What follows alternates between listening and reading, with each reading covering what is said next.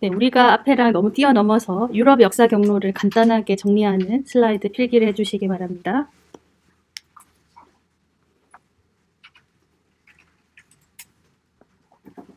이때 종교개혁이라는 게 새로운 종교라기보다는 카톨릭 내에서 뭔가 새로 나와서 그렇죠. 신교라고 부르는 거. 우리가 그걸 뭐라고 부르죠?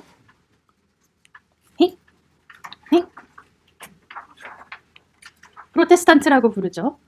기존의 종교에 저항했던 사람, 프로테스탄티즘, 신교라고 하고. 그래서 유럽이 둘로 쪼개져서 종교 전쟁을 많이 치릅니다. 그리고 대부분 이제 해결이 되고 따로따로 종교의 자유를 얻게 되고 절대주의 시대를 지나서 이때 이제 황제권이 좀 강해지긴 하지만 귀족의 세력이 약화되고 시민 세력이 많이 성장한 것을 바탕으로 그 다음에는 시민혁명이 일어납니다. 많이 들어보셨죠? 유럽의 시민혁명. 그러다가 여기는 안 썼습니다만 제가 산업혁명이 기저에 깔려 있잖아요.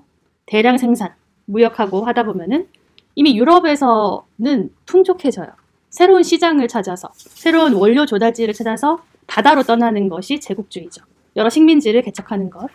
그리고 이 제국주의 국가들 간의 쟁탈전이 이제 1, 2차 세계대전이 되는 것이고요.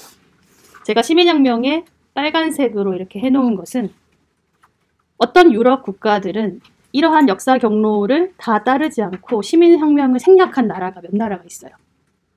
영국 시민혁명 들어봤나요? 아니요. 명예혁명 시민혁명이에요. 그래요? 네. 일종의 그런 과정이죠. 영국을 제외하면 안 돼. 프랑스 시민혁명은 들어봤죠? 네. 프랑스 혁명. 안 거친 나라 어떤 나라 있나요? 유럽, 러시아. 러시아는 사회주의 혁명을 갔으니까 했다고 치자. 독일은 시민혁명을 한 적이 없습니다. 응? 어디? 계몽군주 있는 나라. 계몽군주 있는 나라들이 바로 절대주의입니다. 독일은 절대주의 국가 프로이센을 하긴 했는데 시민혁명은 없었고 바로 제국주의로 뛰어넘어가요. 이탈리아도 시민혁명이 없었습니다. 뭔가 유사점을 지금 찾으려고 하는 거예요. 다음 페이지에 또 필기를 해보면은 양차 대전의 원인을 아주 간략하게 표시를 해봤습니다. 대결 구도도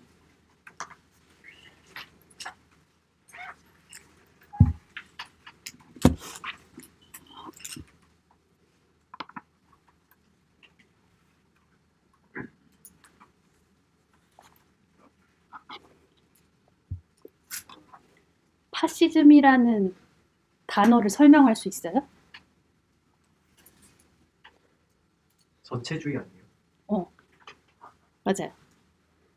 근데 전체주의가 뭐냐라고 그 개념어를 이렇게 설명하려면 파시즘이 되게 어려워요. 파시즘이란 뭘까? 이번 시간보다는 다음 시간에 2차 세계대전 배우면서 더 자세히 할 거지만 뭔가 극단적인 민족주의? 국가가 정부가 모든 국민을 막 동원하고 막 이렇게 하는데도 해당 국민들이 막 자발적으로 거기에 동의하는 그런 상태? 그런 파시즘 국가들이 있지요. 먼저 1차 대전은 되게 앞서서 해외 식민지들을 빨리 차지한 영프 등의 선진 제국주의, 미국도 포함해서 그런 나라들이고 후진 제국주의는 약간 나라를 세우고 뭐 통일하고 이런 게 늦어가지고 독일이나 이탈리아 같이 식민지를 찾으려고 해봤는데 별로 안 남아있는 그런 나라들이 서열 전쟁을 한번 한 겁니다. 물론 이쪽이 이겼죠. 선진 제국주의 쪽이. 그리고 이제 패전을 했고 이후에 뭐 씨앗은 가지고 있었습니다만 대공황이라는 큰 위기가 왔을 때 일부 그 불행한 나라들은 국민 전체가 파시즘으로 경도되어 버리지요. 대표적인 파시즘 국가가 세 나라가 있거든요. 2차 세계대전 때 전범국. 요거는 좀 많이 알죠? 얘기해보세요. 파시즘 국가 3개. 독일의 나치즘, 이탈리아의 무솔리니. 여기가 이제 파시즘이라고 보통 부르죠. 대표적으로 부르죠. 그 다음에 일본입니다. 일본의 뭐 천황 군국주의 이름은 좀 통일이 안 되어 있습니다만 요 세 나라들의 파시즘은 국민 전체가 자발적으로 국가를 위해 목숨을 건 그런 극단적인 민족주의입니다. 자기 민족 아닌 애들은 싫어하고. 선생님이 정리를 하다 보니까 이러한 패전국들이 다들 공통점이 있다. 시민혁명을 안 거친 애들이다. 그래서 이렇게 생각을 해본 거예요. 다른 나라들은 극단적인 민족주의라는 사상이 들어와도 시민사회가 좀 성숙되어 있었기 때문에 그렇게 되지 않았는데 이 사람들은 쫓기고 있는 입장이고 늦다 보니까 좀 국가 시민들이 파시즘을 쉽게 받아들인 게 아닌가 이런 분석을 한번 해보았는데 관점이니까 다르게 생각할 수도 있습니다. 무슨 말을 하는지는 알겠죠? 그럼 본격적으로 세계대전으로 한번 넘어가 보겠습니다. 여러분도 지도를 같이 보면서 화면도 보면서 시작을 해볼게요. 1차 세계대전을 어디에서 시작을 해야 되는가? 바로 독일에서부터 시작을 해야 됩니다. 현재 유럽과 굉장히 다른 이 지도를 좀 보시죠. 독일, 오스트리아, 헝가리 제국, 러시아, 프랑스, 현재 없는 나라들 얘기해 보세요. 이 지도에 없는데 지금은 있는 유럽 국가들. 핀란드. 핀란드가 없어. 맞아. 이쪽에 핀란드잖아. 핀란드 없어. 또 폴란드도 없어요. 바티칸. 세르비아. 바티칸 너무 디테일하다. 야, 바티칸 언제 생기지?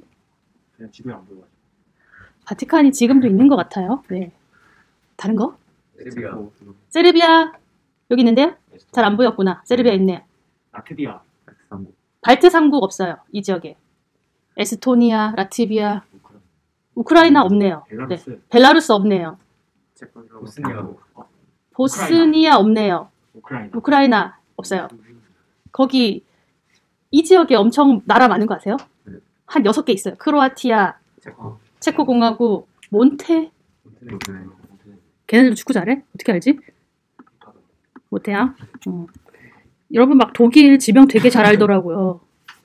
왜 이렇게 잘하냐 그랬더니 축구 봐서 그렇대요. 코소보, 이런 나라도 있죠. 보스니아 헤르체고비나, 크로아티아, 슬로베니아, 헝가리. 아무튼 여기 되게 복잡한데 여기는 몇 개밖에 없습니다. 전쟁 이후에 되게 쪼개지는 거거든요. 그런 상황을 한번 다른 상황이었다는 걸 지도로 봤고요. 이런 형태의 국경선이 확정된 것이 언제냐? 1871년부터입니다. 독일이 비스마르크라는 걸출한 재상에 의해서 통일된 이후부터 1914 전쟁 전까지 이렇게 구성이 된 거예요. 1871년에 비스마르크가 독일을 통일하기 전에는 독일이라는 나라가 아예 없었습니다. 독일이 국가 형성이 되게 늦었던 거 알고 있어요? 독일이라는 건 없었어 진짜. 옛날에 중세 때 신성 로마 제국? 뭐 이러한 엄청 큰 연방 국가가 있었는데 그것도 사실 독일과 그대로 이어지진 않죠.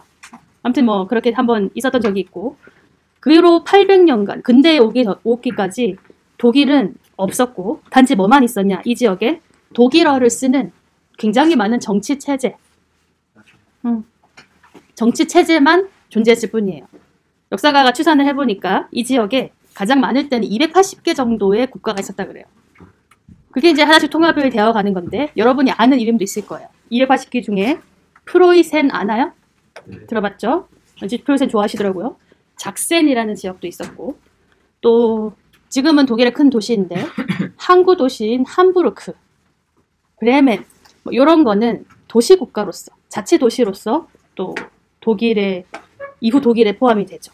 여튼 굉장히 쪼개져 있었는데 쪼개져 있어서 다른 러시아나 오스트리아나 뭐 프랑스나 영국이 여기를 좀 쥐락펴락하면서 자기들의 이익에 맞춰서 막 주물렀어요. 그런데 서서히 통일이 되어서 프로이센 중심으로 통일이 되고 나니까 이제 점점 발전을 하니까 유럽의 어떤 균형이 변하게 되는 겁니다.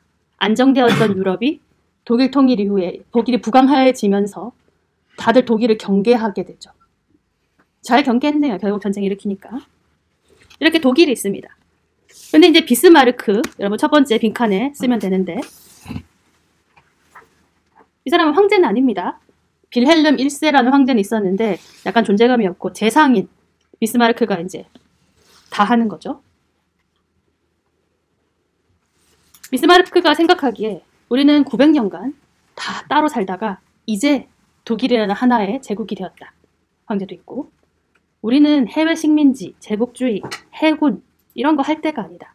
먼저 내치를 해서 하나의 독일이라는 정체성부터 만들자라는 당연한 생각을 합니다. 그래서 비스마르크는 이 당시 다른 나라들은 전부 다 제국주의로 막 떠나고 있었거든요. 그런 걸 못하게 합니다. 현상 유지를 해야 된다. 우리 내치에 집중하자.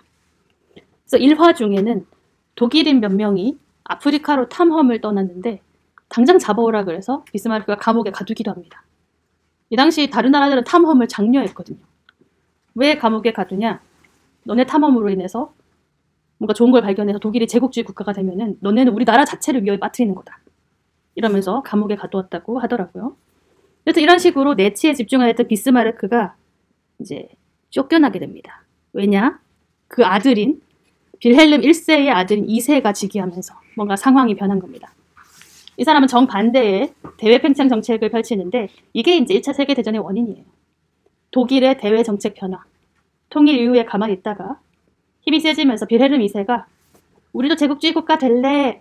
라고 시작한 게 문제인 거죠. 비스마르크는 해임시켜버렸습니다. 그래서 해외 식민지 몇 개 만들고 합니다. 해군도 만듭니다. 제가 아래쪽에 뭐 해군 검색해서 아무 사진이나 가지고 왔는데 해군은 어때요? 돈 많이 들어요. 돈 많이 들죠. 함대 같은 거 만들어야 되니까. 하지만 해군은 멋있습니다. 그렇지 않습니까? 육군은 옷부터 색깔이 별로잖아요. 국방색, 우중충해. 하지만 거의 모든 전 세계 해군은 하얀색 세일러복을 입거든요. 얼마나 멋있어. 그리고 함포가 쫙 장착된 드레드노트급의 함대 다 하나 만드는데 수조가 걸리죠. 수조가 들죠. 이런 거 이제 만들기 시작한 겁니다. 너무 멋있으니까 가오 잡으려고. 근데 이제 빌헬름 2세만 이런 거 하려고 한 건 아니고 독일 내부에 지지하는 세력이 있었죠. 산업 자본가들 이런 사람들은 함대 하나씩 만들 때마다 기계, 철강, 조선소 엄청 발전하니까 그런 거를 위해서 우리도 제국주의 국가가 되자라고 한 겁니다. 여기에 뭐 3B 정책이나 3C 정책은 참고로만 적어두었습니다. 큰 줄기만 아시면 돼요. 비스마르크에서 빌헬름 2세로 변화하면서 팽창하자. 아무래도 영국의 심기를 거스르게 된다. 독일을 경계하는 움직임들이 커진다라는 것입니다. 참고로 독일의 해외 식민지를 표시를 해보겠습니다. 저 아프리카 잘 모르지만 탄자니아, 나미비아, 카메룬이 되는 이 지역들을 차지했는데 지금도 못 사는 나라들이에요. 아프리카 다 좀 어렵긴 하지만 자원이 많은 지역도 되게 많거든요. 근데 그런 지역은 선발 제국주의 국가가 다 차지해버리고 이것 정도가 안 남은 거야. 그리고 심지어 뭐 태평양에 파푸아 뉴기니의 4분의 1 정도는 가져도 그만 안 가져도 그만이에요. 거기 뭐가 있겠어. 너무 멀고. 그 다음에 태평양에 사실 여기 보시면 파란색 점이 찍혀져 있습니다. 독일인들이 가서 독일 땅이라고 찍어놓은 섬들입니다. 굉장히 전력에 큰 보탬이 되겠다. 그렇죠? 그러니까 멀기만 하고 별 쓸모가 없는 겁니다. 이게 후발의 문제점이지. 남극엔 왜 가지? 독일어 할 줄 아는 사람 있어? 독일어라서 못 읽겠어. 됐어. 이게 첫 번째 독일입니다. 그 다음 국가를 소개하겠습니다. 지금 제일 위에 독일을 설명했고 그 아래쪽에 좀 낯선 오스트리아 헝가리 제국을 보겠습니다. 이런 식의 영토를 가지고 있는데 화면의 그림은 바로 이 민족별로 색깔을 다르게 칠해본 겁니다. 한마디로 오스트리아 헝가리 제국은 엄청 다민족 국가입니다. 이게 중세부터 내려오는 국가라서 이렇게 가능은 했던 건데 이제 시기가 지나면서 이 색깔이 다 다른 민족들이 제각기 독립하고 싶어하는 것을 억지로 이렇게 뭉쳐놓은 형태의 그런 나라입니다. 주도하는 곳은 이쪽이에요. 빨간색으로 표시된 요 애들이 게르만, 독일어를 쓰는 사람들이고 그래서 붙어있는 독일 제국과 동맹관계에 친한 겁니다. 헝가리 애들은 헝가리어를 또 따로 쓰는데 무슨 나름 이렇게 있고 나중에 결국 독립하죠. 이쪽이 나중에 뭐가 되는 지역이지? 하늘색. 체코가 되는 애들입니다. 민족이 또 달라요. 여기에 폴란드 애들, 여기에 우크라이나 애들, 루마니아 애들. 루마니아가 있는데도 루마니아인들이 여기 또 있어요. 그 다음에 여기 세르비아라는 다른 나라가 있는데도 약간 이 보스니아라는 크로아티아 지역에서는 나중에 다 독립국이 됩니다만 슬라브족이 살고 있어요. 세르브스라고 되어 있네. 세르비아인들이 살고 있네. 하여튼 엄청 다민족 국가입니다. 다들 독립하고 싶어하는. 근데 이러한 오스트리아 헝가리 제국이 독일의 친구, 동맹 관계입니다. 마지막 나라를 소개하겠습니다. 지금 소개하는 세 나라가 동맹을 맺고 전쟁을 일으킨 나라들이거든요. 아래쪽에 오스만 투르크입니다. 정말 갑자기 튀어나온 나라죠. 앞에를 안 배워가지고. 비잔틴 제국을 몰락시킨 이슬람 세력인데 원래는 이만큼 컸었어요. 지도에 색이 칠해진 데가 다 오스만 투르크 제국이었는데 여기 뭐 법례를 보면 알겠듯이 거의 300년에 걸쳐서 영토를 계속 빼앗기고 있는 이 당시 별명으로 유럽의 환자라고 부르는 아주 약한 나라입니다. 근데 이제 여기도 술탄이 다스리는 황제국이거든요. 그러니까 제국끼리 붙은 거죠.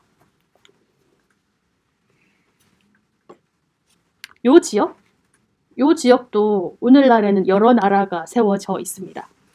뭐더라? 터키가 크게 있고요. 아래쪽에 얘네들이 다 새로 생긴 거야. 전쟁 후에. 조지아, 아르메니아, 시리아, 이라크, 레바논, 키프로스. 뭐 하나 더 있을 것 같은데. 요르단 어딨지? 요르단이 어딨지? 아, 여기 쪽에 있네요. 요르단, 이스라엘 다 나중에 생긴 거죠. 중동 지역. 좋습니다. 이런 나라들 다 모아놓고 있었던 나라가 약한 나라가 또 오스만 투르크가 있습니다. 오스트리아 헝가리 제국에 헷갈리면 안 돼요. 이 세 나라가 유럽에 동맹 관계를 맺고 있었습니다. 그 관계를 이 당시 이렇게 표현을 했었죠. 다 죽어가는 환자가 한 명 있어요. 전력도 안 되는. 그리고 한 명의 노인이 있습니다. 힘이 빠져가는. 근데 이 사람, 이 둘을 이제 부축하는 젊은이 한 명이 있다. 걔가 독일이다. 독일이 자꾸 팽창하려고 하니까 영국과 프랑스, 뭐 러시아 이런 데는 다 경계하고 동맹이 하나도 없으면 안 되잖아요. 그래서 맺은 동맹이 오스트리아 헝가리와 오스만 투르크인 겁니다. 되세요. 이런 관계를 한번 설명을 해봤습니다. 자, 그러면 본격적인 발발로 가려면은 아래쪽 3, 4번에 이제 발칸으로 가야 됩니다. 발칸이 어디 있는 거죠? 그리스 반도를 얘기하는 거죠. 그 위쪽까지 오스트리아 헝가리 제국 아래쪽에 있는 그 지역을 말하는 것인데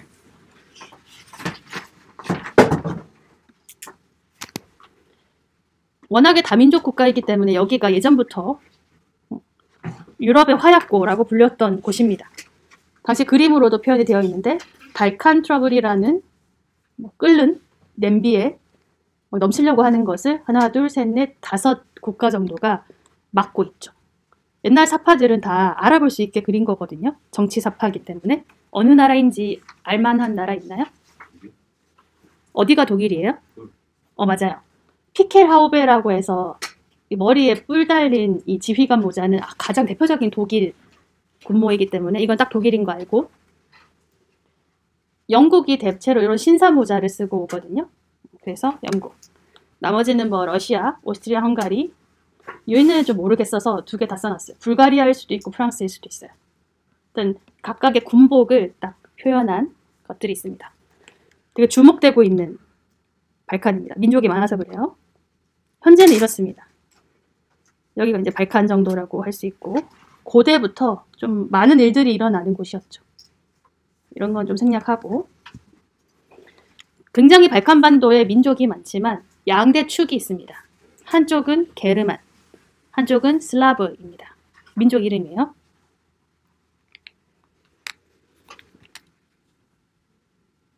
오스트리아 헝가리 제국이 독일의 지원을 받아서 게르만족이고요. 발칸반도에서 그 다음으로 센 애들이 세르비아라는 조그마한 붙어있는 나라인데 이 세르비아는 게르만족이 아니에요. 슬라브족이라고 하고 대표적인 슬라브족 국가가 러시아거든요. 약간 떨어져 있지만 사실 러시아의 지원, 발칸반도에서 러시아를 대변하는 역할을 세르비아라고 보면 됩니다. 이 지역은 좀 복잡하게 나와 있듯이 1차 세계대전 이전부터 이미 2차례나 발칸 전쟁이 벌어질 정도로 뭔가 문제가 있는 지역이었어요. 1, 2차 발칸 전쟁은 좀 생략하겠습니다. 살짝 보면은 원래 여기까지 다 오스만 투르크가 이렇게 차지하고 있었던 거를 쫓아내는 것이 1차 발칸 전쟁이고 그래서 쫓아낸 다음에 또 쫓아낸 사람들끼리 다시 싸우는 게 2차 발칸 전쟁입니다. 뭐 이런 식으로 뭔가 문제가 많았어요. 그러다가 이제 일이 터지는 거죠. 다음 페이지에 무슨 사건 쓰면 되겠습니까? 사라예보. 그렇죠. 이 정도는 알아야 됩니다. 사라예보 사건. 사라예보가 도시 이름입니다. 빈칸을 쓰시고 지도와 함께 설명하겠습니다. 가브릴로 프린체프. 약간 찐따처럼 생긴 이 19살의 청소년이 황태자를 쏩니다. 역대 테러범 중에서 아마 자기의 테러로 인해서 가장 많은 사람을 죽인 테러범이지 않을까. 1차 세계대전을 야기했고 1000만 명이 죽으니까요. 너무 많이 죽은 거 아니야?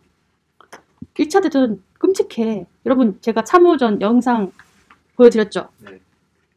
그러니까 여러분 쓴 거 보니까 되게 감성 돋게 잘 썼더라고요. 전쟁의 참혹함을 알 수 있었고. 되게 무서운 시기죠.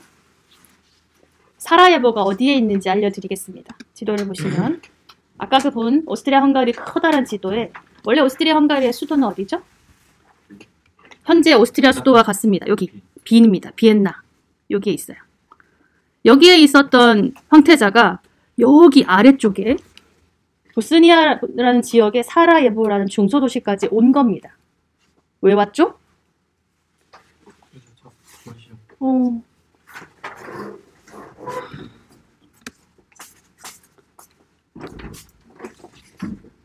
황태자 치고 나이가 좀 많아 보이죠? 많은 이유가 있어요.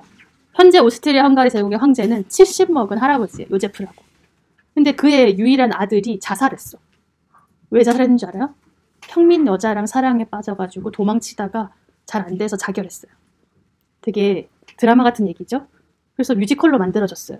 근데 애들 잘 모르더라. 황태자 루돌프라는 뮤지컬 알아? 네, 모를 것 같아요. 재미없어. 아무튼 그렇게 해서 후계자가 없어져서 그 황제의 조카, 그러니까 사촌인 대공이라고 하죠. 걔가 황태자가 갑자기 된 겁니다. 그래서 나이가 좀 많은 거예요. 원래 왕위 계승자가 아니었죠. 근데 이 사람이 되게 똑똑해요. 어떤 면에서 똑똑하냐면 자기네 나라가 이렇게 다민족 국가로 살아왔고 얘네들 자꾸 독립하려고 되는 시기가 왔다는 걸 알아요. 그래서 다니면서 설득합니다. 여러분 불만 있는 거 알겠습니다. 하지만 제가 황제가 되면 이제 3, 4년이면 이제 황제가 죽을 텐데 자기가 황제가 되면 여러분한테 참정권을 드리겠습니다. 여러분의 민족을 대변할 수 있는 국회의원을 뽑아서 의회에 보내세요. 다 이렇게 수렴해가지고 살아가겠습니다. 이런 설득을 하러 다니고 사라예보까지 온 겁니다. 이 사람이 아마 살아있었으면 오스트리아 헝가리 제국이 더 오래 갔을 수도 있을 것 같아요. 민족 다른데 언어 다른데 같이 사는 사람도 얼마나 많아요. 캐나다, 프랑스어 쓰는 애 어디지? 퀘벡. 퀘벡. 거기도 맨날 뭐 서로 안 좋고 하지만 같이 살잖아요. 영국에 북아일랜드 독립하겠다고 난리치지만 또 축구 가면 같이 응원하고 잘 산다고요. 여기도 그렇게 될 수 있었지만 그렇게 하려는 움직임이 옆에 다른 나라들, 특히 이제 세르비아처럼 슬라브족이 살고 있고 자기들과 비슷한 세력인 그 보스니아 쪽도 언젠가는 먹어버리고 싶은데 잘 안 되는 상황에서 여기 왔을 때 쏴버리는 거죠. 근데 너무 이상하죠. 사진 보면. 황태자가 행진하는데 왜 오픈카에 타고 있는 거지? 이 당시 미리 암살 시도가 있다는 거를 첩보가 왔었고 되게 실패를 해요. 그날. 그래가지고 요새 같으면 장갑차처럼 똑같은 여러 개 차 해가지고 서로 어디 똑같이 한 다음에 어디에 탔는지 모르게 하고 막 이렇게 하잖아요. 근데 그렇게 하지 않고 당당하게 오픈카에 타서 맞아 죽었습니다. 즉사 가브리엘로 프란치프. 이때 이 사람이 이동 경로에 한 100명 정도가 총을 들고 대기를 했었다 그러거든요. 암살하려고. 근데 사람도 많고 경비도 사망하고 하니까 99명의 다른 그 흑수단이라는 검은 손 세르비아단 이런 거 있었어요. 그 사람들은 얼어붙어가지고 총을 꺼내지도 못하고 암살 못하겠다라고 했는데 마지막에 얘가 성공을 하는 거죠. 그래서 그 자리에서 황태자는 즉사. 그래서 얘가 잡혀가지고 좀 고문해보니까 배후가 누구래요? 세르비아인 거예요. 옆에 나라. 그럼 어떻게 하겠습니까? 후계자가 죽었어. 너무 심한 거 아니야? 전쟁하는 거지. 아무도 말리지 못한 채로 이 화약이 터지게 됩니다. 너무 길고 이렇게 보면 되겠네요. 세르비아가 문제지. 얘가 쐈어. 오스트리아 헝가리 제국 후계자를. 당연히 전쟁 선포합니다. 근데 이 조그마한 세르비아는 친구가 너무 대단해. 누가 있다 그랬죠? 러시아가 같은 슬라브족이니까 지키겠다 라면서 오스트리아 헝가리 제국에 선전포고를 또 합니다.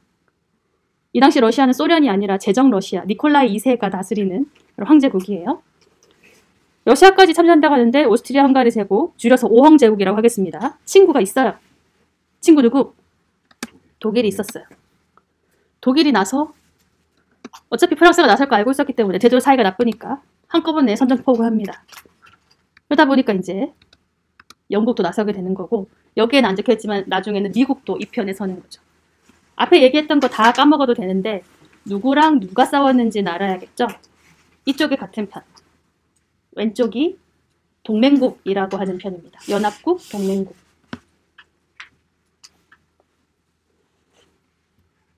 누가 이길 것 같아?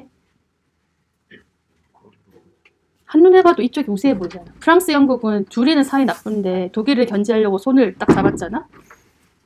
대단한 나라들이에요. 그래서 바로 독일이 발표해야 되는데 의외로 4년 동안 버틴 게 대단한 점이죠. 잠깐 지도를 보겠습니다. 색깔로 표시가 되어 있죠. 근데 독일이 전쟁을 하게 되었을 때 독일은 큰일 나요. 독일의 오른쪽에는 누가 있죠? 러시아. 동쪽에는 러시아가 있죠. 거기 빨간 점 보이세요? 점선? 네. 점선이 여기에 뭐라고 적혀 있어요? 동부전선이라고 법례에 적혀 있나요? 네, 여기를 동부전선이라고 부릅니다. 근데 왼쪽에 또 누가 있어? 프랑스가 있죠. 보시면 파란색 점선이 있고 서부전선이라고 되어 있을 겁니다. 그 유명한 동부전선, 서부전선이 바로 이것입니다. 샌드위치 작전이라고도 흔히 얘기하죠. 양쪽에서 이렇게 전선이 벌어지면은 전선이라는 건 장마전선 같은 그 얘기입니다. 독일이 이겨낼 수 있나? 병력을 분산해야 되잖아요. 양군을. 말도 안 되지 않나? 그런데 이 말도 안 되는 걸 이길 수 있다고 얘기하는 사람들이 있습니다. 자, 그 아래쪽에 여러분 슐리펜을 쓰시면 되겠어요. 계획 이름 있죠? 독일군의 진격, 양면전쟁 그 아래에 슐리펜 쓰세요. 그 당시에 독일 육구참모총장의 이름입니다. 이 사람의 생각, 계획. 이미 알고 있었어요. 양쪽 모두와 전쟁을 하면 이기기 힘들다는 거. 그래서 어떻게 해요? 철도가 깔려있지 않아가지고 러시아가 군대를 모아서 전선까지 오는데 한 6주에서 8주는 걸릴 거다. 빨리 못 오니까. 그 사이에 프랑스를 빵 때려서 프랑스를 항복시킨 다음에 휙 옮겨서 그 다음에 러시아를 빵 치면 된다. 라는 것입니다. 어떻게 설명하다 보니까 초딩처럼 됐지만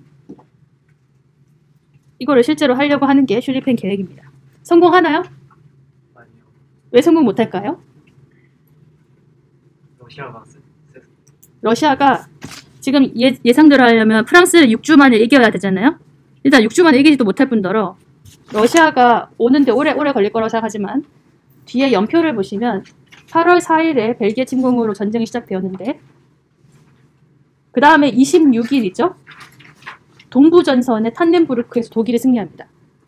승리한 게 중요한 게 아니라 3주 만에 러시아가 동부전선에 나타났다는 게 대단한 거죠. 전쟁이 시작되니까 프랑스가 야 서부전선 우리가 말고 되니까 최대한 빨리 동부전선에 너희가 와라. 그래서 러시아가 다른 보급은 다 하지 않고 막 뛰어가지고 몇몇 군대를 동부전선 국경선 사이로 보냅니다.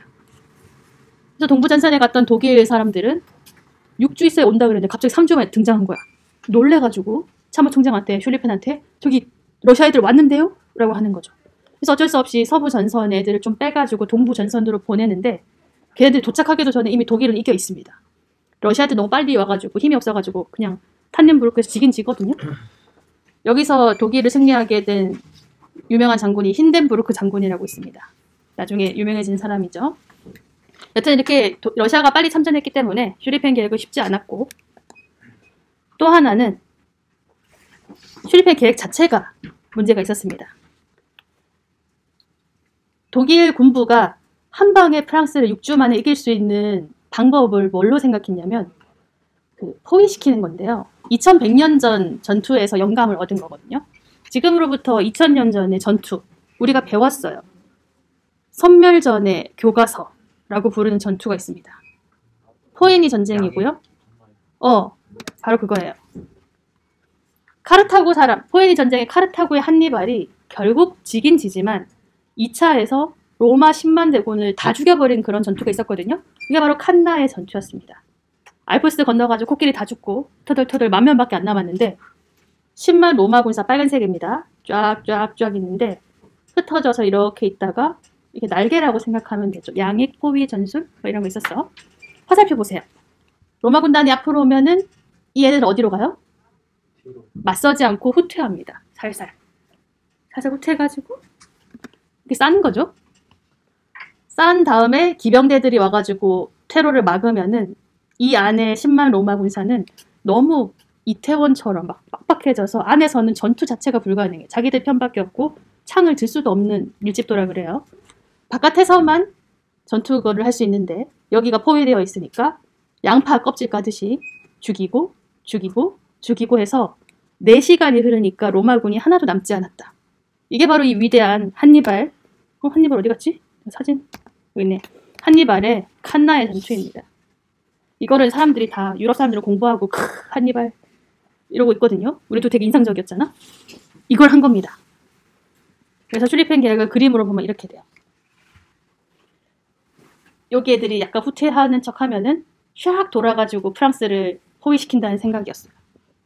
근데 문제는 10만 대 1만이었는데 여기는 뭐 너무 크잖아. 100만 대군도 넘겠는데 이걸 포위하기가 쉽지 않겠죠.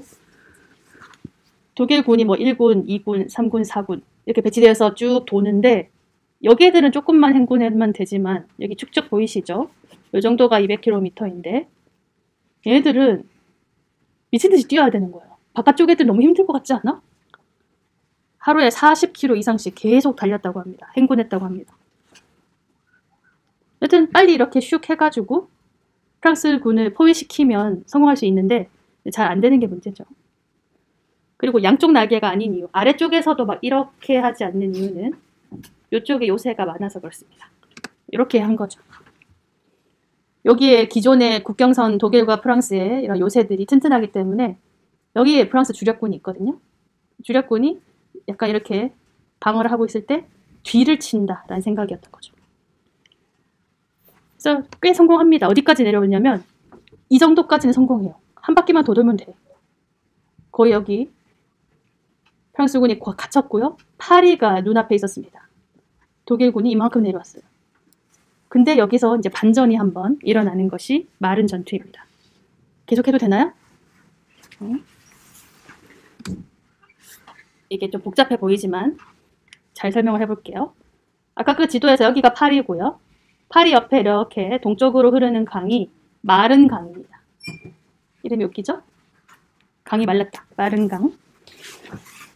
복잡한데 아래 지도를 먼저 보시면 됩니다. 색깔 표시되어 있는데 독일군이 이제 파란색이라고 생각하시면 돼요. 이까지 내려왔었는데 프랑스와 영국이 밀어 올려져서 다시 위쪽으로 후퇴했다. 요거거든요. 어떻게 후퇴시켰는지를 설명하면 이렇습니다. 보시면 잘 봐봐. 얘가 독일군이야. 1군, 2군, 3, 4, 5, 6 이렇게 내려왔어요. 근데 이제 바깥쪽 애들은 굉장히 힘들 거 아니에요. 그러다 보니까 얘 2군 정도가 살짝 지금 흐트러져 있죠. 이탈해져 있죠. 삐져나왔어요. 간격이 벌어지다 보니까. 근데 요 사이를 영국과 프랑스 애들이 파고든 겁니다. 그래서 얘가 포위되어가지고 전멸 위기에 처해요. 그걸 본 그 헨치 중령이라는 사람이 이러면 우리 다 죽는다라고 하면서 독일군은 한 몇 킬로 정도 되지? 하여튼 몇 킬로 뒤로 다 후퇴해라. 그래서 싹 뒤로 물러납니다. 그게 이제 마른 강의 기적, 마른 전투예요. 독일군이 후퇴한 이야기. 근데 이거 조금 이탈했다고 이렇게 다 군대를 뒤로 물릴 필요까지 있느냐 싶죠? 그래야만 하는 이유가 있습니다. 별건 아닌데요, 여러분. 그냥 상식으로 알아두세요. 란체스터 법칙이라는 군사학의 법칙이 있는데 여러분 4명이랑 3명이랑 싸우면은 병력 차가, 그 전투력 차가 4-3에서 1 정도 차이 날 것 같지 않으세요? 근데 사실 싸워보면은 제곱에 비례한데요. 3대4가 아니라 9대16 정도의 전투비를 갖게 된대요. 그래서 예시를 해보니까 정말 그렇더라고. 36명과 48명이 싸운다고 합시다. 일제히 늘어서서 총을 빵 쏘는데 명중률이 50% 정도라고 하고 맞으면 무조건 죽는다고 합시다. 첫 사격을 했을 때 반씩 죽이면 이 정도 되잖아요. 2번 빵 쏘면 이미 이 36명 쪽은 전멸입니다. 그래서 이 란체스터 법칙이 알려주는 건 별건 아니라 그 어떤 평지 같은 데서 군대와 군대가 더 맞붙을 때는 병력 차이가 되게 크다는 거죠. 전투력에 끼치는 영향이. 그래서 아까 얘기했던 것처럼 얘네가 이탈되어서 고립되는 순간 포위당해서 반드시 전멸하게 돼요. 그러면 이 군대들이 뭐 이쪽으로 가서 얘네들을 포위시킬 거고, 그러면 차례대로 여기가 다 죽을 것이기 때문에 엄청 뒤로 후퇴해야만 한다라는 게 독일 이제 중령의 판단이었어요. 맞는 판단이었겠죠. 이러면서 연합군이 독일을 한번 후퇴시킵니다. 그 이후로 어떤 일이 벌어지냐?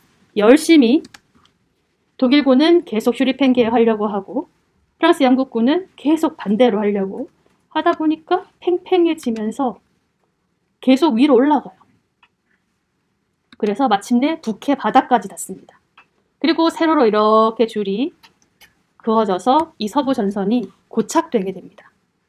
이렇게 위로 올라가는 3개월간의 과정을 Race to the Sea라고 부르기도 합니다. 그리고 여기서 이제 뭐가 등장하기 시작하죠? 참호가 등장하기 시작하는 겁니다. 양쪽에 참호를 파고 계속 소모만 하는 그런 전투가 벌어지기 시작합니다. 동부 전선 얘기는 잘 안 하고 있는데 러시아랑 이제 좀 싸우고 있거든요. 그냥 팽팽하게 싸우고 있어요. 근데 여기 오스트리아 헝가리 제국과 러시아군은 이제 붙으면은 대부분 오스트리아 헝가리군이 막 이탈해버리기 때문에 사실상 독일이 여기 전 동부 전선을 담당하고 있었습니다. 힘들었죠. 근데 별 전투가 없어가지고 대치만 하고 있었던 상황이라서 일단은 동부 전선을 넘어가겠습니다. 자, 그렇게 해서 세로로 세워진 서부 전선에서 본격적으로 참호를 파기 시작했습니다. 영상으로 봤었죠. 근데 그 참호를 판 이유는 뭐예요? 총 안 맞으면 그 당시 총이 어땠는데요? 기관총, 대포, 이런 신무기들이 사실 대포랑 총은 신무기라기보다는 개량된 거죠. 엄청나게 개량이 되어서 너무 파파파파박 쏘니까 그거를 피하려면 땅을 파고 들어갈 수밖에 없었던 거거든요. 근데 한번 파보니까 참 어려워요. 영국군은 한 전투에서 1km 전진하려다가 2,300명이 죽고요. 프랑스군은 폭이 아마 더 넓었던 것 같은데 3km를 전진하려다가 45,000명이 죽습니다. 하루에 죽은 건 아니고 결과적으로 이게 참호 무기는 조금 발달했는데 사람들이 돌격하는 방식은 옛날 방식이라서 이렇게 많이 죽었다고 영상에 나오더라고요. 근대 무기들. 1차 세계대전 때 굉장히 또 기술이 발전하면서 비행기 잠수함 나타나고요. 사실 이 빨갛게 된 두 개가 참호를 파괴한 원흉이죠. 분당 3,400발이고 양쪽에 설치해서 쫙 하면은 엄청 커버가 되니까. 장거리 대포는 사정거리가 100km예요.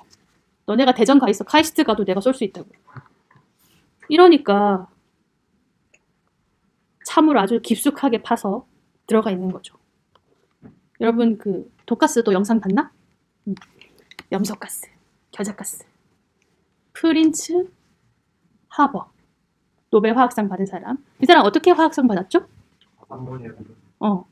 이 과정에서 만들어지는 게 암모니아가 비료로 되게 잘 팔려서 농업 생산량을 크게 늘렸기 때문에 화학상 받았지만 이 사람 나중에 어떻게 죽어요? 자기가 만든 가스. 아니야. 그런 비극적인 드라마를 만들어내다니. 애들이 진짜인 줄 알잖아. 그렇지 않습니다. 엄청 영웅이 되어서 1차 세계대전 끝나고 무슨 연구소에 소장이 되는데 히틀러가 등장하고 나서는 이 사람 사실 유대기였거든요. 바로 쫓겨납니다. 그래서 떠돌다가 어느 호텔에서 심장마비로 죽는다. 또 이런 얘기도 있어요. 이 사람이 막 호스겐가스, 염소가스를 처음으로 전투에 내보내려고 하는 날 집에서 아내가 말렸대요. 여보, 이거 정말 나쁜 일이다. 칼을 들고 가슴에 대면서 내가 자결을 할 거니까 가지 마라. 그랬는데 자결하려면 하라고 그러고 갔대요. 그래서 아내가 죽어요. 근데 그걸 내버려두고 가요. 사이코패스야. 프린츠 하버. 맞을 거예요. 책에서 봤으니까. 이게 이제 장거리 포인데요. 엄청 크죠? 지도의 연도를 한번 보세요. 10월이고 같은 해 12월, 2개월 차이밖에 안 나는데 이런 마을이 이렇게 되어 있습니다. 여러분 사진이 좀 흐릿해서 모르겠지만 전부 다 포탄 구멍처럼 구멍이 뻥뻥뻥뻥 뚫려 있고요. 마을은 다 없어진 겁니다. 일단 참호를 파고 처음에는 하루 정도 포격했지만 뒤로 가면은 거의 3일, 일주일 내내 포격만 합니다. 그리고 나서 이제 돌격해서 차지하는 건데 이런 형태였죠. 영상에서도 나왔으니까 조금 생략을 하도록 하겠습니다. 이런 포탄 구멍들 보세요. 이렇게 돌격하면 참 철조망도 넘어야 됩니다. 철조망 넘어본 적 있니? 없죠? 철조망이 은근 되게 돌격을 제어하는 3대 무기 중에 하나더라고요. 이건 항공사진입니다. 참호를 참 꼬불꼬불하게도 많이 만들어놨죠. 이것도 대표적인 사진인데 영국군이 독일군 참호 본다고 비행기를 찍은 건데 엄청 꼬불꼬불하죠. 영상에서 보니까 스위스에서 벨기에까지니까 직선거리로 760km고 2중 3중으로 연결된 것까지 다 하면은 2000km 넘는다 그러죠. 거의 만리장성급입니다. 불쌍해. 사진은 쓱쓱 보시죠. 이렇게 굴처럼 만들어 놓기도 하거든요. 트렌치가 참호이고 참호 안에 여우굴, 흑수굴 같은 것도 있고 어두워서 잘 안 보여.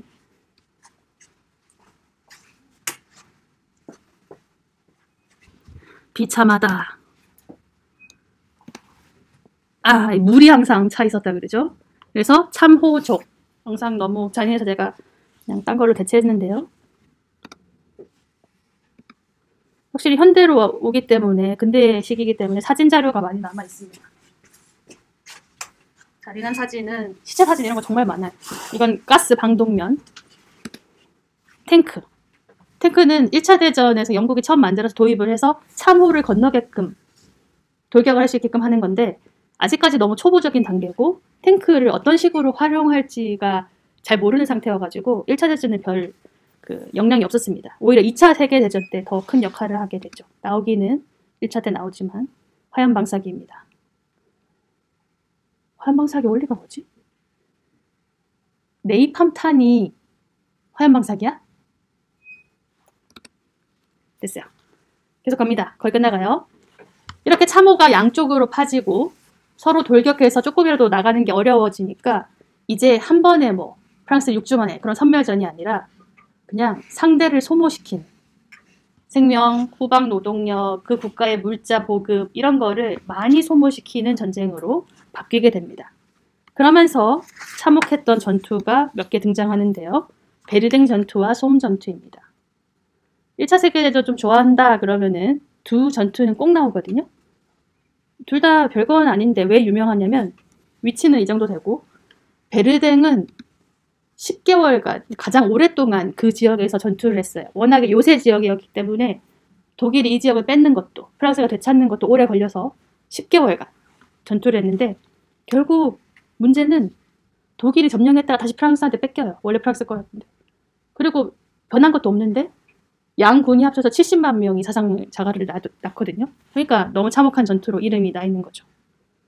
독일 쪽으로 좀 돌출된 지역이기 때문에 독일군이 여기를 노려가지고 프랑스군을 섬멸시키려고 했지만 결국은 실패했습니다. 이 정도 제목 정도만 알아두시고 소음 전투는 뭘로 유명하냐면 그냥 너무 많이 죽어서 또 유명한 것입니다.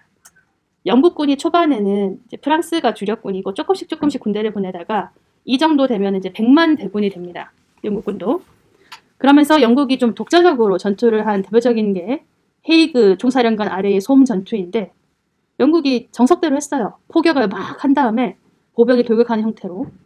근데 그 포격에서 독일의 참호가 안 무너진 겁니다. 사람들이 거의 안 죽었어요. 그러다 보니까 이 영국이 보병 돌격했을 때 참호에서 독일을 나와가지고 다 쏴버린 겁니다. 그래서 첫날 영국군이 57,000명이 죽어요. 너무 심하죠. 그래서 여기서 전차도 도입됐지만 별 효과는 없었고 한 3개월간 전투를 하고 나서 결과가 어땠냐. 영프 연합군이 11km 정도 전진한 것뿐이었습니다. 하지만 죽은 사람은 이만큼이나 많았다. 다음 시간 2차 세계대전 때는 참호가 없거든요. 비교해가지고 좀 보시면 될 것 같습니다. 불쌍해. 여기에 해당하는 그런 얘기였습니다. 참호전, 소모전의 대표적인 그런 전투였고 이제 전쟁을 좀 끝내보도록 하겠습니다. 전쟁이 언제 끝나죠? 누가 오면 전쟁이 끝납니까? 미국이 오면 전쟁이 끝납니다. 미국은 참 대단한 나라야. 이때부터도 대단한 나라예요. 자, 전세의 변화에 영국 해군의 북해 공세입니다. 영국. 미국 참전을 설명하기 위해서 그 앞부터 좀 얘기를 하자면 영국의 일명 독일 말려 죽이기 작전. 독일이 많은 물자를 이미 수입 수출로 조달하고 있었거든요. 전쟁 초반부터. 근데 영국이 그런 배들을 다 틀어막은 겁니다. 물론 이쪽 내륙 쪽은 열려 있으니까 그쪽으로 뭔가 오긴 오지만 바다 쪽으로 오는 게 워낙 양이 많았었기 때문에 물자가 이제 부족해지죠. 왔다 갔다 영국 군함을 쫙 세워놓고 들어오려는 배, 당연히 독일군 배는 쏴버리고요. 이런 노르웨이나 스웨덴, 덴마크 같은 중립국의 배도 일단 세우고 검문합니다. 물자 같은 거 하나하나 찔러보고 질산염이나 구리 같은 게 있다. 저기 덴마크 건데요? 덴마크 가서 팔 건데요? 말도 안 돼! 독일로 갈 거잖아! 이러면서 몰수해버립니다. 이런 몰수가 나중에는 식료품까지 다 몰수해버리거든요. 들어갈 수가 없어요. 그래서 독일이 배급제를 하게 됩니다. 식량이 점점 부족해지는 거예요. 전쟁해야 되는데 초코바 4개 정도로 이렇게 버텨야 되는 거죠. 그러니까 독일이 어떻게 하는 거예요? 빨리 전쟁을 끝내야 되잖아요. 무제한 잠수함 작전 쓰시면 됩니다. 무제한 잠수함 작전. 독일이 만든 그 해군 함대는 사실 북해에 나가보지도 못하고 다 영국 해군한테 발리고요. 숨어서 바닷속으로 들어갈 수 있는 잠수함만 몇 개 살아남거든요. 그 잠수함이 영국 배들, 나중에는 중립국 배를 침몰시키면서 영국도 물자를 부족하게 만들려고 하는 거죠. 유보트라고 합니다. 지금 이제 올라와 있지만 물속으로 들어가는 잠수함이에요. 근데 이 당시에도 그 약간 협약 같은 건 있었습니다.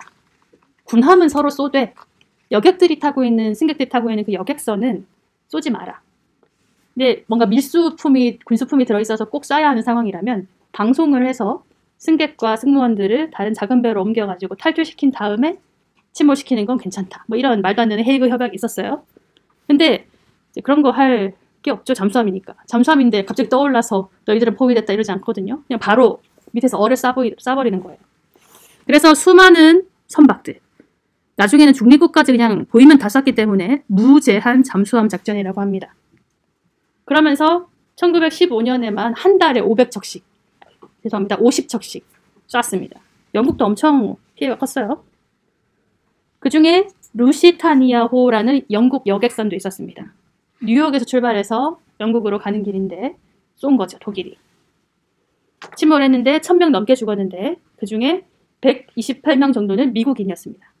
그래서 미국도 이런 선박 여객선까지 정말 독일 나쁘다 라고 하면서 참전 분위기가 조금씩 커져가요. 근데 바로 참전은 안 합니다. 미국은 끝까지 참전 안 하려고 하거든요. 왜냐하면 미국은 애초에 만들어진 것이 유럽 사람들이 건너가는 것이기 때문에 미국 개도 영국 개도 있고 프랑스 개도 있고 독일 개도 많습니다. 오스트리아 사람도 많고요. 그래서 그냥 동맹국 연합군 양쪽에 어디에 붙을지 고민할 바에는 아예 참전하지 않아야겠다라고 생각을 했습니다. 미국 대통령도 그렇고 남의 일이라고 다들 생각을 하는 거죠, 유럽은. 근데 이렇게 여기선 침몰되고 결정적으로 요 사건이 학습지에는 안 적어놨는데요. 위조란 설도 있어서 요 사건이 미국인들을 분노하게 만듭니다. 이게 뭐냐? 사진 보시면 앞에 친구들 보면 알겠지만 숫자예요. 암호문입니다. 누가 누구한테 보낸 거냐면 당시 독일의 외교부 장관이었던 치머만이 멕시코 대통령한테 보낸 정보라고 하는데 이 암호화되어서 간 거를 영국군이 감청한 거예요. 그래서 해독을 해보니까 이런 내용이래요. 뜬금없이 갑자기 멕시코가 나와서 독일한테 둘이 동맹하자. 그러면은 너가 미국 영토가 된 요 땅들을 되찾을 수 있도록 독일이 도와주겠다. 그러니까 허황된데 이런 정보가 감청이 된 겁니다. 이걸 영국군이 대통령한테 주고 윌슨 대통령이 의회 가서 발표하고 그 다음날 신문에도 내버립니다. 그러니까 미국 사람들이 와 독일 선 넘네? 이러면서 참전하게 된 거죠. 그 당시 미국 신문에 실린 풍자화입니다. 멕시코가 있고 멕시코 위쪽에 텍사스, 뉴멕시코, 애리조나 여기를 이 독일 제국 문양을 가진 소매를 가진 사람이 칼로 잘라내고 있죠. 뭔가 미국의 국익에 직접적으로 해가 될 것 같은 이야기도 나온 겁니다. 그래서 참전을 하긴 해야겠다. 근데 양쪽 모두 중에서 어느 쪽에 참전하냐? 연합국 쪽이 정의롭다 해서 그쪽으로 참전을 하게 된 거죠. 그 전까지는 돈만 벌려고 했었어요. 이상이 이제 미국이 참전하는 내용이었고요. 그러면 이제 독일이 불리해질 텐데 독일한테 좋은 일도 하나 생깁니다. 바로 동부 전선에 러시아가 갑자기 혁명을 하는 거예요. 니콜라이 황제가 쫓겨나고요. 레닌이 등장하더니 갑자기 소비에트 혁명이 일어났습니다. 관련 내용은 생략하지만 여튼 레닌은 우리는 전쟁하기 싫다 이러면서 연합국 편이었잖아요.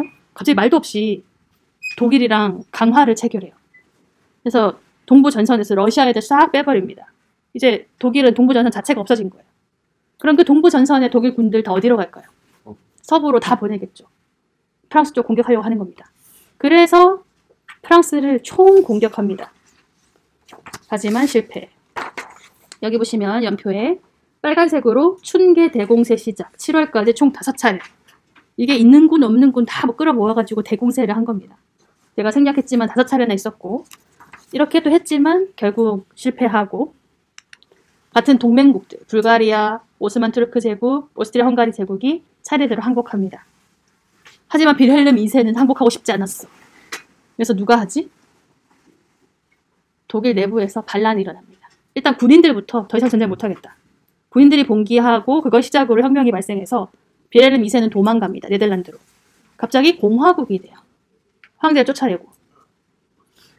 이러면서 1918년 11월 11일 오전 11시 일로 딱 맞춰가지고 휴전을 하게 됩니다.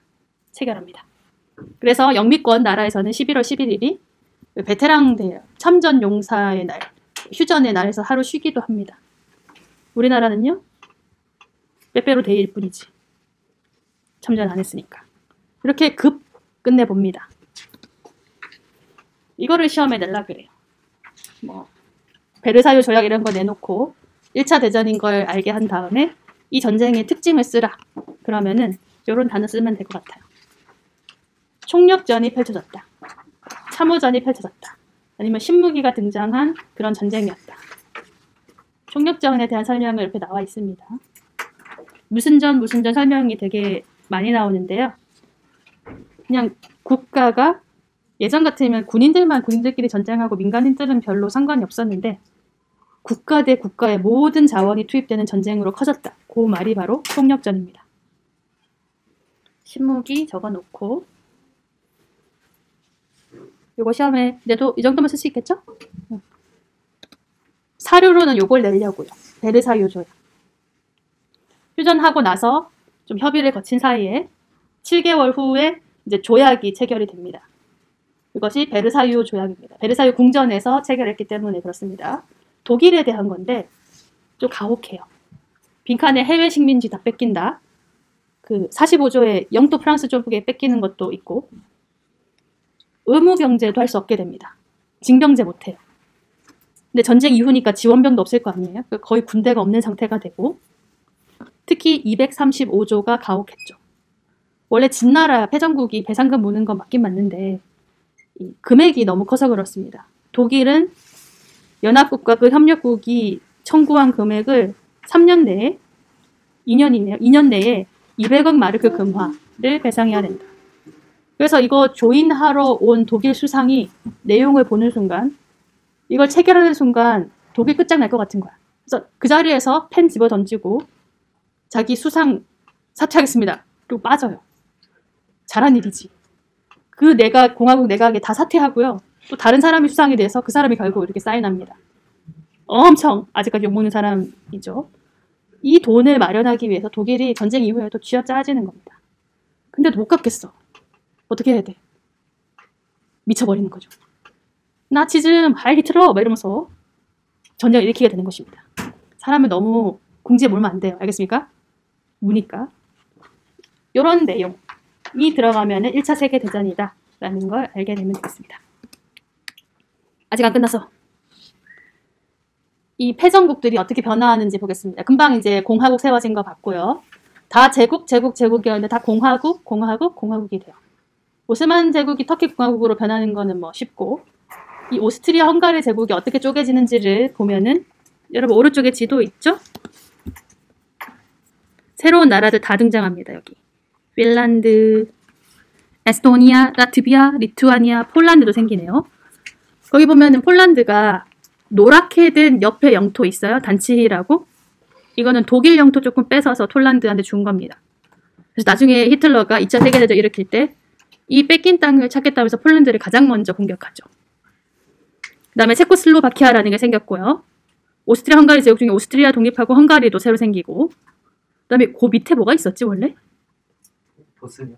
세르비아 이런 애들 있었잖아요. 걔네들이 유고슬라비아로 합쳐져요.